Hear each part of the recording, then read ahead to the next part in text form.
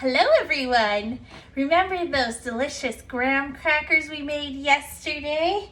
These little beauties? Well, today we're going to turn them into chocolate marshmallow puff cookies. Similar to those ones you can get in a box, but way more delicious, and you don't have to leave the house because it's quarantine and we're trying to stay home. So the first thing we got to do is make homemade marshmallows.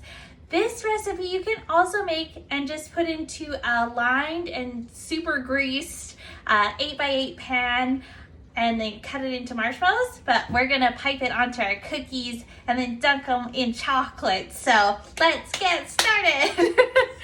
The first thing you want to do is in the bowl of your mixer, and you do need a mixer for this. Do not try to whisk it by hand because your arm will probably just like fall off of your body. I have 1/3 of a cup of cold water.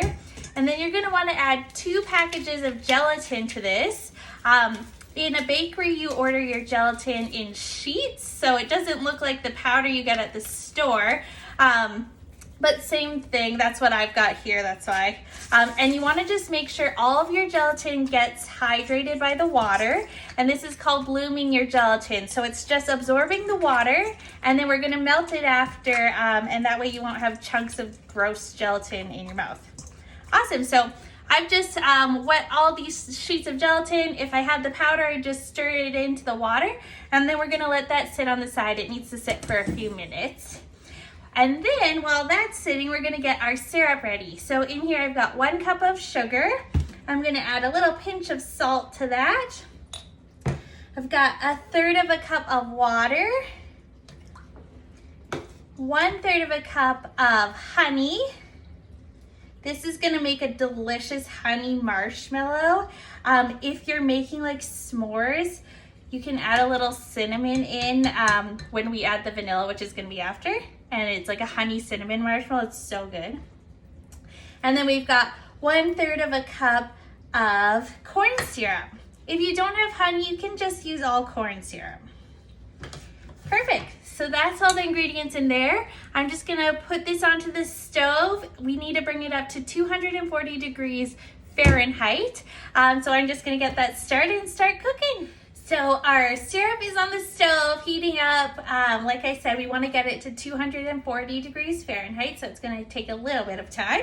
And while that's waiting, I'm gonna get our cookies ready. So we baked these delicious cookies yesterday, and then I have some strawberry jam here, or you can use raspberry jam is actually my favorite, but I don't have any, but strawberry is really good. You can even just do like chocolate in the middle, caramel, pretty much whatever you want to put inside of your cookie.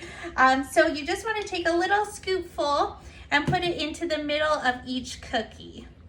And you don't want to put too much because if it's too close to the sides, it's going to make your marshmallow really hard to stick to. So I'm just going to put about a teaspoon into the middle of each one, and then we'll be all set to go once our marshmallows are ready.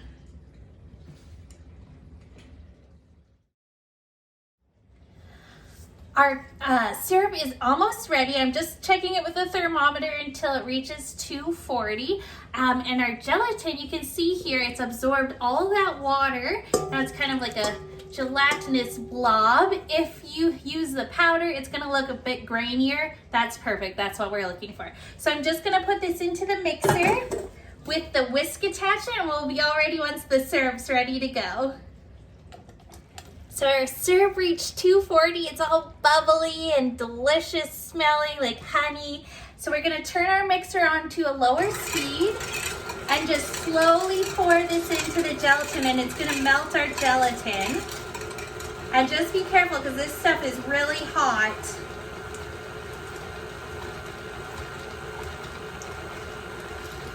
All right, so we're just keep pouring until it's all in there. It'll take a few minutes.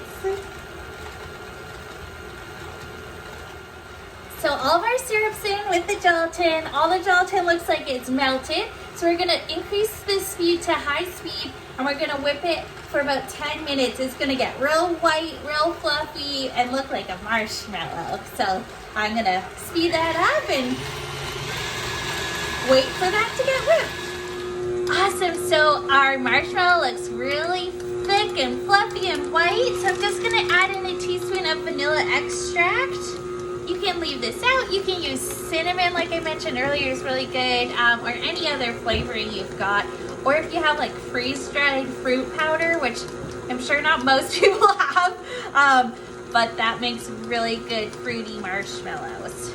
So I'm just gonna let that mix in for a minute and then we'll get to piping. So our marshmallow's all ready to go, and it's super sticky and stretchy and delicious.